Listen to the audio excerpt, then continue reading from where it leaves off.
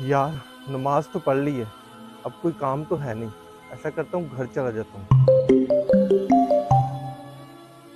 सेठ की कॉल।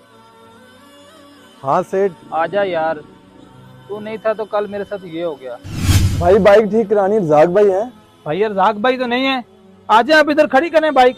शुबान भाई से कह के बाइक ठीक करवा दो तो। नहीं नहीं भाई, हमने रजाक भाई से ही करवानी है।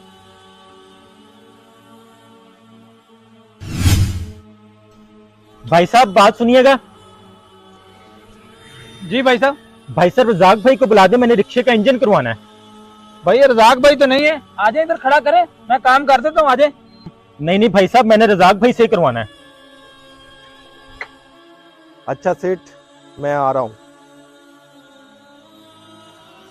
बेशक रिज़्क देने वाली सिर्फ मेरे अल्लाह की ज़ात है। वीडियो अच्छी लगे तो शेयर लाजमी करना।